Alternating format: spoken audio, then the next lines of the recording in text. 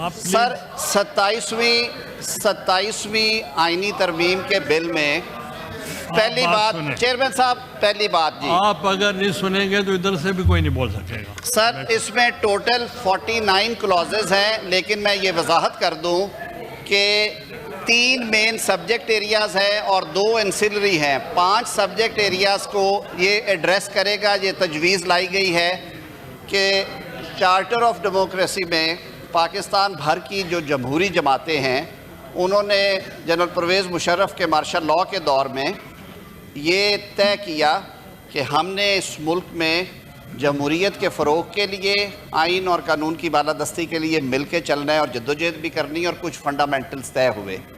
ان میں ایک جو نقطہ تھا وہ تھا وفاقی آئینی عدالت کا قیام جس میں ساروں صوبوں کے ججز جو ہیں سپیریئر کورٹس کے ان کی موجودگی ہو اور وہ جو آئینی معاملات ہیں آئین پاکستان میں وہ جو کلوزز ہیں آئین کی جو ڈیل کرتی ہیں کانسٹیٹیوشنل جورسڈکشن سے یا انٹرپریٹیشن آف کانسٹیٹیوشن سے متعلقہ جو ہمارے آج کے قانون میں آرٹیکل 184 آرٹیکل 186 پھر 187 میں کچھ پاورز ہیں پھر صدر صاحب کئی دفعہ ریفرنس فائل کرتے ہیں بھیجتے ہیں اس پہ اوپینین لیتے ہیں وہ معاملات جو ہیں وہ آئینی عدالت سنے اور ہماری جو ریگولر ہائی کورٹس اور سپریم کورٹس ہیں ان کا جو موجودہ ڈھانچہ اسی طرح برقرار رہے.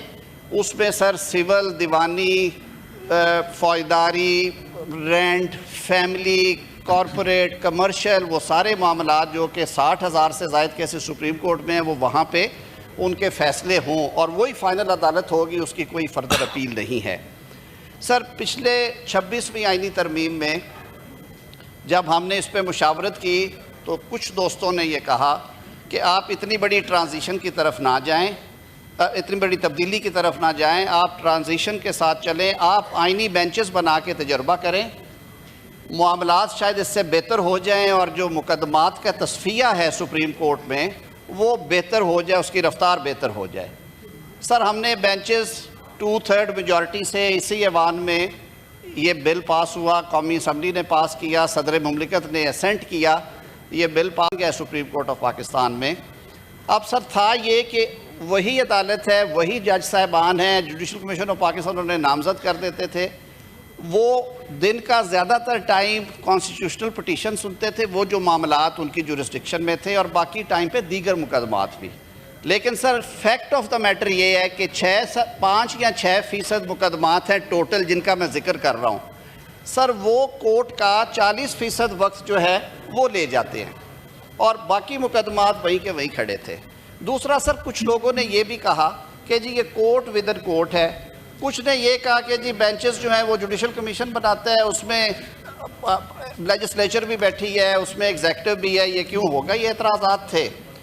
طویل مشاورت کے بعد یہ طے کیا ہے تمام سیاسی قوتوں سے مشورہ کرنے کے بعد اور اپوزیشن سے بھی گزارش کی تھی کہ آپ اس پہ رائے دیں وہ دیتے رہے ہیں میڈیا کے ذریعے بھی اور آف دا ریکارڈ بھی بات ہوئی. ہم نے کہا کہ وہ جو ایک درینہ خواہش اور مطالبہ ہے کہ ایک وفاقی آئینی عدالت قائم کی جائے اس کی تجویز پارلیمان میں لے کے آئی جائے جو کہ اس بل کے ذریعے آج ہم لے آئے ہیں. سر اب یہ تبدیلی آنے کی وجہ سے تقریباً 40 ایسی کلوزز ہیں آئین کی جن میں تبدیلی کرنے جا رہے ہیں کیونکہ وہاں پہ لفظ آئینی عدالت یعنی فیڈرل کانسٹیٹیوشنل کورٹ کا ذکر ہوگا یا اس کے چیف جسٹس کا یا اس کے ججز کا ہوگا ذکر. اس وجہ سے تقریباً 40 جو ہیں کلوزز 49 میں سے وہ کانسیکوینشل ان نیچر ہیں یعنی کہ وہ آئین کی کسی کلوز کا وہ جو مفہوم ہے تبدیل نہیں کر رہے اس میں صرف اس کا ذکر کیا جا رہا ہے.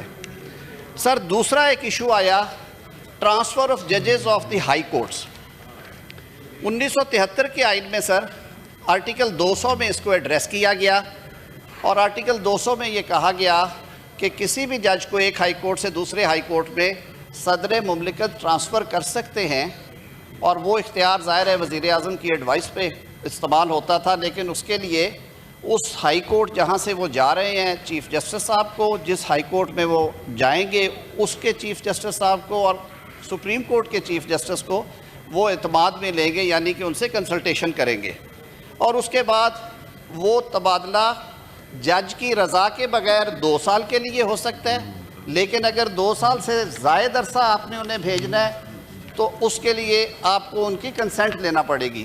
18ویں ترمیم میں وہ جو 2 سال والا معاملہ تھا اس کو بھی نکال دیا گیا اور کہا گیا کہ ان کی کنسنٹ لیں گے۔ 26ویں آئینی ترمیم میں وہی کی وہی پروویژن اسی طرح رہی، لیکن اس وقت بھی تجویز آئی تھی کہ اس میں بار بار یہ اشارہ ہوتا ہے کہ جی ایگزیکٹو کا کیوں عمل دخل ہے، تو یہ معاملہ بھی آپ جوڈیشل کمیشن آف پاکستان کو دے دیں۔ تو تجویز یہ دی جا رہی ہے کہ اگر ایک ہائی کورٹ سے دوسرے ہائی کورٹ میں کسی جج کو بھیجنا ہے، میں اس کی ایک مثال دیتا ہوں کہ بلوچستان ایک چھوٹا ہائی کورٹ ہے، لیکن اللہ تعالیٰ نے بلوچستان کو وسائل سے مالا مال کیا ہوا ہے۔ اب وہاں پہ آپ ریکوڈے کے ایک پروجیکٹ ہے، سیندک ہے، منرلز کے کام بڑھ رہے ہیں، ملٹی نیشنل کمپنیز آ رہی ہیں۔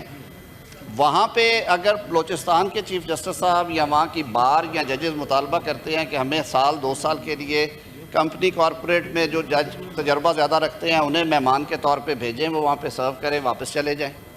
وائس ورثہ اسلام آباد لاہور میں یہ ہو سکتا ہے، پشاور اور کراچی میں ہو سکتا ہے۔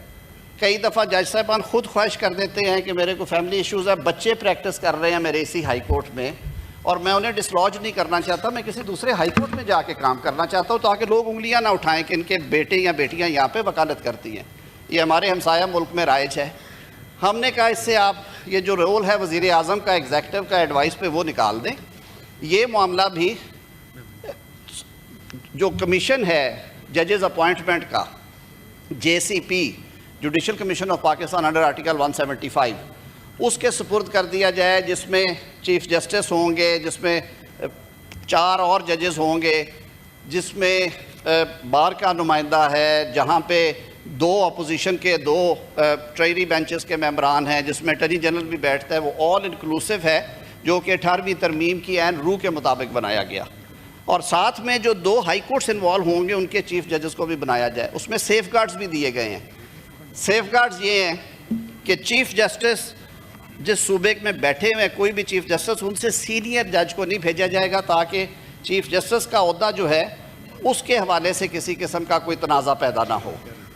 اس میں جوڈیشل کمیشن پہ چھوڑ دیا گیا کہ وہ جج صاحب کو بلا کے اس کی کنسنٹ کی بات کرنا چاہیں، کنسنٹ کے علاوہ کرنا چاہیں، کن ٹرمز پہ بھیجنا چاہتے ہیں، کتنے عرصے کے لیے بھیجنا چاہتے ہیں، وہ کلیئر کر دیا گیا ہے۔ پیچھے ٹرانسفرز ہوئی اسلام آباد ہائی کورٹ میں، کیونکہ یہ ایک فیڈریشن کا ہائی کورٹ ہے، کہا گیا کہ ایسے علاقے جن کی نمائندگی نہیں ہے، سندھ انٹیریئر سے، بلوچستان سے، پنجاب کے ساؤتھ آف پنجاب سے، وہاں سے ججز کو ٹرانسفر کیا گیا تو ان کی سینیورٹی کا مسئلہ پیدا ہوا۔ معاملہ آئینی بینچ کے سامنے گیا، انہوں نے معاملہ پھر صدر مملکت کو ریفر کیا اور یہ بات وہ مانے کہ جو سینیورٹی ہے وہ شروع ہوگی from the date he takes first oath as a جج آف ہائی کورٹ۔ یہ تو بڑی غیر مناسب بات ہے کہ ایک جج نے 2016 میں اوتھ لیا اور انہوں نے 8 سال کام کیا کراچی میں، اور اس کے بعد انہیں آپ نے بھجوا دیا لاہور میں، اور لاہور میں جا کے وہ جو 2020-21 میں اپوائنٹ ہوئے ججز ان کے نیچے جا کے بیٹھے روسٹر میں، تو یہ غیر مناسب بات تھی۔ وہ معاملہ حل کر دیا ہے کہ وہ جج صاحبان اپنی سینیورٹی جو ہیں اوریجنل سینیورٹی کیری کریں گے، وہ عارضی ہوگا یا مستقل ہوگا، اس میں ان کی 2 سارے کنٹورز دے دیے گئے ہیں۔ اس سے آگے چلتے ہیں سر، سینٹ کے الیکشنز ہوئے، سارے ملک میں ہو گئے، لیکن کچھ سیاسی کشمکش بھی تھی، کچھ عدالتی فیصلے تھے، دونوں فریقین اپنے موقف پہ قائم تھے، معاملہ عدالتوں میں رہا۔ خیبر پختونخوا میں سینٹ کا الیکشن سر 1 سال سے زائد عرصے کی تاخیر سے ہوا، اور اسی فلور پہ اس کا ذکر ہوتا رہا ہے، آپ کی رولنگ بھی ہے سر چیئرمین ڈپٹی چیئرمین کے الیکشن پہ، اللہ نے کیا ہو گیا۔ اب یہ ایک ابہام رہنا تھا تھرو آؤٹ، اور کل کو بھی ایسی صورتحال آ سکتی تھی۔ ان کے ٹینیور کی پروٹیکشن اور جو سینٹ کی ہارمنی ہے، یعنی کہ سینٹ کبھی تحلیل نہیں ہوتی اور ہر 3 سال کے بعد سینٹ کے الیکشنز کے بعد اوتھ ہوتے ہیں اور پہلا کام چیئرمین اور ڈپٹی چیئرمین کا الیکشن ہوتا ہے، اس کو کسی ابہام اور تنازع سے بچانے کے لیے سر اس کو سیونگ کلاز دی گئی ہے، اس کو ایکسپلین کر دیا گیا یہ کس طرح ہوگا۔ چھوٹے صوبوں نے سر یہ مطالبہ کیا کہ جو 11% ہے کیبنٹ کا آپ نے رکھا ہے کہ ٹوٹل سٹرینتھ کا 11% سے زیادہ نہیں ہوگا۔ پنجاب جیسے بڑے صوبے میں جہاں پہ اسمبلی جو ہے وہ 350 سے زائد پہ ہے، وہاں یہ مسئلہ نہیں آتا، کیونکہ 34 یا 40 اگر محکمے ہیں تو ان کا 11% 45-46 لوگوں پہ بنے گا۔ سر بلوچستان میں سب سے زیادہ مسئلہ تھا، کہہ دیا گیا جی 15 یا 11% میں سے جو ہائر سائڈ پہ وہ کر لیں، لیکن اس کے باوجود وہ 15 سے آگے نہیں سے جا سکتے۔ اب سر پاکستان کی جغرافیے میں کوئی آدھا پاکستان جو ہے وہ بلوچستان کے حصے میں ہے، ایڈمنسٹریٹو مسئلے ہیں، ان کے دیگر مسائل ہیں۔ وہ بار بار کہتے تھے جی ہمیں کیبنٹ سائز تھوڑا سا بہتر کر دیں کیونکہ اس سے ہمارا کام نہیں چلتا، محکمے بہت زیادہ ہیں اور کوالٹی کی گورننس نہیں ہوتی۔ سندھ نے بھی سر یہ شکایت کی کہ ان کا بھی number of MPs کے حساب سے محکمے زیادہ ہیں، وزارتیں کم ہیں، اس لیے دیکھیں خیبر پختونخوا کا بھی ایشو ہوگا۔ ماسوائے پنجاب کے یہ تھا سر، اس 11 کو بہت سوچ سمجھ کے تجویز لے کے آئے ہیں۔ یہ سب تجاویز ہیں سر، یہ بل کی شکل میں آئی ہیں، پاس کرنے کا ریجیکٹ کرنے کا اختیار اس موقر ایوان کا ہے۔ آپ 2/3 سے پاس کریں گے یہ آئین کا حصہ بنے گا، آپ نہیں کریں گے یہ بل کی صورت میں ویسے ہی واپس ہو جائے گا۔ سر وہ 13% کیا ہے۔ ایڈوائزرز پہلے 5 کی اجازت تھی، سر نہیں جہتے ہیں، بہت ٹیکنیکل ایریاز ہے، اے آئی آ گئی ہے، ڈیجیٹل ریفارمیشن ہو گئی ہے، اکانومی کے کئی کنٹورز بدلے ہیں۔ حکومتوں کے پاس یہ اختیار ہونا چاہیے کہ وہ تھوڑا اس کو سٹریچ کریں۔ اس میں ہمارے دوستوں نے پاکستان پیپلز پارٹی نے کہا کہ اس کو بہت تھوڑا آپ کریں، باقی دیگر دوستوں سے بھی مشاورت کی، سب کا خیال تھا کہ بہت زیادہ 5 سے 7 پہ لے کے گئے ہیں، اینڈ دیٹس آل۔ یہ بھی تجویز ہے سر۔ اسی طرح 243 کے بارے میں بڑی ڈیبیٹ ہوئی ہے مختلف ٹی وی چینلز پہ بھی کہ پتہ نہیں کیا آ رہا ہے، پتہ نہیں کیا ہونے جا رہا ہے۔ سر اس میں ابہام کو دور کرنے کے لیے میں مناسب سمجھوں گا کہ میں وہ ریلیونٹ کلاز جو ہے اس کا مطالعہ کر دوں تاکہ کوئی چیز یہ نہ ہو کہ یہ سمجھ نہیں آئی اور اس کا ہمیں پتہ نہیں چلا۔ یہ ہے سر سروسز کے بارے میں۔ اس میں سر تبدیلی کی کیوں ضرورت پیش آئی؟ جناب چیئرمین، اللہ تعالیٰ نے اس ملک پہ اپنا خاص فضل کیا اور ہمیشہ سے رہا ہے، لیکن اس کی رحمتوں کی جو برسات اور اس کے فضل و کرم کا جو عالم ہم نے مئی 2025 میں دیکھا، اس پہ ساری دنیا جو ہے اس کی نظریں پاکستان کی طرف ہیں۔ پاکستان پہ ایک جھوٹا الزام لگا کے بھارت نے ایک ڈھونگ رچا کے پاکستان کی علاقائی سلامتی کو وائلیٹ کرنے کی کوشش کی، 1 دفعہ نہیں 2 دفعہ کی، اور پھر جو بفٹنگ رسپانس دیا افواج پاکستان نے اس کی پوری دنیا معترف ہے، چاہے وہ سپر پاورز ہیں، چاہے وہ اسلامی بلاک کے ممالک ہیں، چاہے وہ اس ریجن میں بسنے والے دیگر لوگ ہیں۔ جناب چیئرمین، جب اسٹریٹجک چیزوں کی بات ہوتی ہے تو میرے خیال میں ہمیں بہت احتیاط کے ساتھ باتیں کرنا چاہیے، اور میں یہ عرض کروں گا اپنے دوستوں سے کہ اس ساری اسکیم کو پہلے پڑھ کے سمجھ کے اس پہ ضرور بحث بھی کریں، اس کو ڈسکس بھی کریں، لیکن اس میں پاکستان کی عزت وقار اور سالمیت کا عنصر ضرور ملحوظ خاطر رکھیے گا۔ جن جوانوں نے شہادتیں دی ہیں اور جن جوانوں نے یہ جنگ جیت کے دی ہے اور جن کمانڈروں نے اس کو لیڈ کیا ہے وہ قومی ہیرو ہیں، ہمیں ان کی عزت اور وقار کا احساس ہے۔ اب جو نئے زمانے کی جو جہتیں ہیں اور جو انٹرنیشنل ٹرینڈز ہیں ان کو سامنے رکھتے ہوئے 243 میں کچھ چیزیں جو ہیں ان کو انٹروڈیوس کرایا جا رہا ہے۔ کوئی سسپینس نہیں، میں اس کو پڑھ دیتا ہوں۔ پہلی بات تو یہ ہے سر کہ chairman joint chief of staff کا جو عہدہ ہے وہ رواجن کنونشنلی ہماری آرمی نہیں تھا، کمانڈر ان چیف ہی ہم کہتے تھے، جو ملٹری کے چیف آف آرمی سٹاف تھے وہی لیڈ کرتے تھے ڈیفنس فورسز کو۔ پھر ہم نے chairman joint chief of staff committee بنائی اور اس کے چیئرمین ایک مقرر کیے۔ اب تجویز یہ ہے کہ جو چیف آف آرمی سٹاف ہیں انہوں نے کیونکہ ان کی خدمات اور حالیہ جنگ میں ان کی جو کامیابی ہے اور جو عزت اور تکریم انہوں نے دیگر سروسز چیفز کے ساتھ مل کے اس قوم کو پیش کی ہے، اس قوم نے اس کو ریکگنائز کرتے ہوئے انہیں فیلڈ مارشل کے ٹائٹل سے نوازا۔ فیلڈ مارشل کا ٹائٹل جو ہے وہ ایک ٹائٹل ہے، رینک ہے، وہ اپوائنٹمنٹ ایز سچ نہیں ہے۔ آرمی چیف جو ہے وہ اپوائنٹمنٹ ہے، اس کا ایک ٹائم فریم ہے، وہ 5 سال کے لیے ہمارے قانون کے مطابق on the expiry of date time whatever is mentioned in the law وہ عہدہ چھوڑ دیتے ہیں unless until he has been granted extension by the competent authority۔ وہ وضاحت اس میں موجود ہے، لیکن فیلڈ مارشل ہیں یا martial of the air force ہیں یا ایڈمرل آف دا فلیٹ ہیں، یہ دنیا کے مختلف ممالک میں ہیں، بحریہ کے لیے، فضائیہ کے لیے اور بری افواج کے لیے، ان کا ذکر کیا گیا ہے اور کہا گیا ہے کہ یہ قومی ہیروز ہوں گے جن کو یہ ٹائٹل دیا جائے گا. اور یہ ٹائٹل سر ساری دنیا میں تاحیات ہے. اٹس اے ٹائٹل کہ آپ کو ان خدمات کے صلے میں قوم نے اس اعزاز سے نوازا کہ آپ فیلڈ مارشل کہلائیں گے. اس کی بابت یہ وضاحت کر دی گئی ہے اور ساتھ میں کہہ دیا گیا ہے کہ اس ٹائٹل کو بھی آپ نے کیونکہ پروٹیکشن دینی ہے آئینی، تو اس کے بابت یہاں پہ لکھ دیا گیا ہے کہ اس کی امپیچمنٹ یا ریورسل جو ہے وہ وزیر اعظم کا اختیار نہیں ہوگا، وہ پارلیمان کا اختیار ہوگا، کیونکہ وہ ساری قوم کا ہیرو ہے، کسی ایک وزیر اعظم کا یا ایگزیکٹو کا ہیرو نہیں ہے. میں پڑھ دیتا ہوں تاکہ یہ ڈیبیٹ جو ہے اس حوالے سے جنریٹ ہو اور اس پہ جو چیمیں گوئیاں ہو رہی ہیں وہ بھی ختم ہو جائیں. سر دس از امینڈمنٹ آف آرٹیکل 243. میں ترجمہ بھی کروں گا اپنے بھائیوں کے لیے، جو میرے دوست ہمیشہ کہتے ہیں کہ آپ ٹرانسلیٹڈ ویسے آ گیا ہوگا. In the Constitution, in Article 243 for Clause 4, following shall be substituted, namely, the President shall, on the advice of Prime Minister, appoint the Chief of Army Staff, concurrently the Chief of Defence Forces. جو میں نے کہا جو original scheme ہے اور یہ دنیا کے بے تحاشا ممالک میں رائج ہے، وہ آ جائیں گے. آرمی چیف جو ہیں وہ چیف آف ڈیفنس فورسز ہوں گے. دا چیف آف نیول سٹاف اور چیف آف ایئر سٹاف کی اپوائنٹمنٹ بھی اسی طرح وزیر اعظم کی ایڈوائس پہ ہوا کرے گی. اس کے ساتھ سر یہ کہہ دیا گیا کہ ان کے سیلریز الاؤنسز کی ڈٹرمنیشن وہیں سے ہوگی، وہ پہلے بھی وہی ہے. اب جو نئی کلازز ڈالی گئی ہیں وہ 5, 6, 7, 8, 9, 10, 11 ہیں جی. 5 کہتی ہے notwithstanding anything contained in clause 4, the office of Chairman Joint Chief of Staff Committee shall stand abolished with effect from 27th day of November 2025. جو موجودہ chairman joint chief of staff committee ہیں سر وہ بھی ہمارے قومی hero ہیں.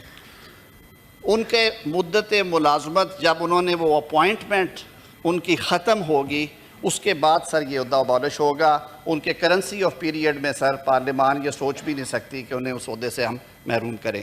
لیکن اس کے بعد نئی تقرری نہیں ہوگی کیونکہ ہم نے چیف آف آرمی سٹاف جو ہیں انہی کو چیف آف ڈیفنس فورسز کی ذمہ داری سونپنی ہے. یہ تجویز ہے. تجویز یہ ہے کلاس 6 میں that the Prime Minister shall on the recommendation of Chief of Army Staff concurrently the Chief of Defence Forces appoint the Commander of National Strategic Command from members of Pakistan Army and shall also determine his salaries. یہ chairman joint chief of staff committee کے functions میں سے ایک یہ بھی function ہے. یہ ایک حساس معاملہ ہے سر. جو ہمارے ایسٹس ہیں، جو ہمارے دفاعی کیپیبلٹیز ہیں، میزائل سسٹم ہے، دیگر کیپیبلٹیز ہیں، نیوکل کیپیبلٹیز، اس کے لیے ایک رسپانسبلٹی ہے. تو اس کی اپوائنٹمنٹ بھی وزیر اعظم کریں گے. Where the federal government promotes a member of armed forces to the rank of field marshal, marshal of air force and admiral of fleet, such officer shall retain the rank privileges and remain in uniform for life. دنیا کے بہت سارے ملکوں میں یہ رائج ہے. Command وہ ریلنکوش کر دیں گے.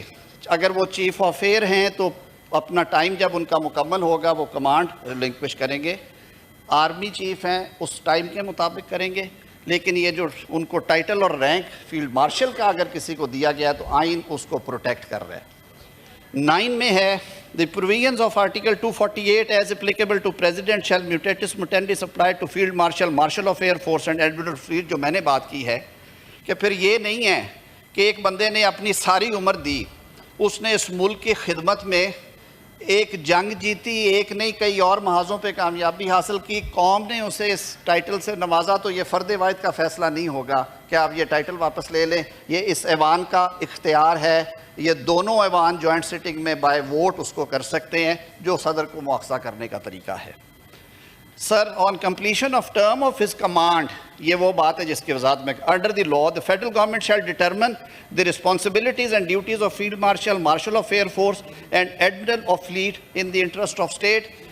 کہ جب وہ کمانڈ چھوڑتے ہیں تو اس کے بعد وفاقی حکومت کے لیے اوپن ہوگا کہ ان کو کسی اعزازی مشاورتی جس بھی کیپیسٹی میں وہ انہیں کہیں، کیونکہ وہ قوم کا سرمایہ ہے، یونیفارم میں ہیں، ٹائٹل آپ نے دیا ہوا ہے، تو وہ آپشن بھی دے دی گئی ہے. The President shall on the advice of Prime Minister determine the salary allowances and so of the officers of these 3 forces. تو سر یہ ساری وہ بات تھی. آپ کے سامنے اس لیے رکھی ہے کہ اب آپ نے ان چیزوں کے اوپر ڈیبیٹ کرنا ہے. میرے خیال میں یہ کچھ ٹاپکس ہیں جن پہ میں نے کہہ دیا کہ فیڈرل کانسٹیٹیوشنل کورٹ قائم کرنے جا رہے ہیں ہم. ججز ٹرانسفر کے اوپر میں نے بات کر دی. سینٹ الیکشنز ایک ٹائم پہ ہوا کریں گے اور ابہام دور کرنے کی بات کر دی. کیبنٹ کی بات ہو گئی. 243 کی جو ہماری ڈیفنس فورسز ہیں اور اس پہ میں نے پھر عرض کیا ہے کہ ہماری سیاستیں، ہمارا سب کچھ ہمارے ملک کے لیے ہے.